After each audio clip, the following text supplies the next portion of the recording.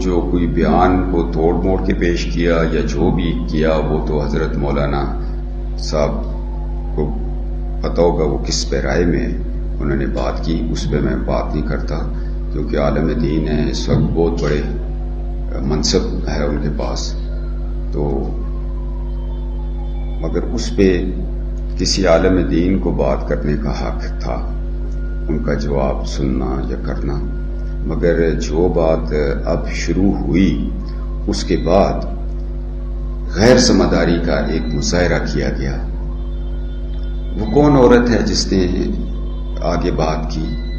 آپ یہی پوچھنا چاہتے ہیں؟ ریئیکشن کیا تھا؟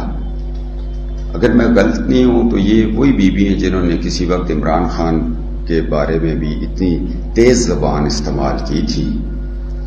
جہاں تک مولانا فضل الرحمان صاحب کا تعلق ہے، وہ جس طرح مولانا اسد کے والد ہیں، ہمارے بھی والد ہیں۔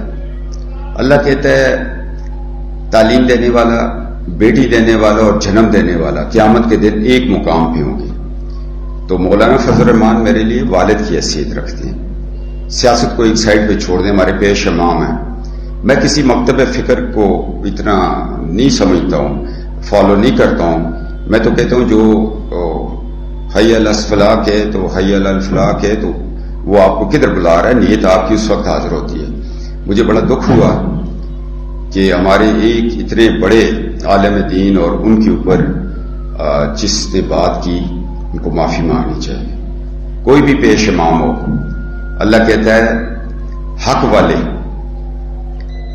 لوگ حق کی بات کریں گے، اور شریعت کہتی ہے کہ جو علماء حق ہیں، جو اصل معنوں میں مفتی بھی ہیں، علماء بھی ہیں، خطیب بھی ہیں، حافظ قرآن بھی ہیں، وہ وارث انبیاء ہیں، منبر رسول کے وارث ہیں اور امامت علی کے وارث ہیں۔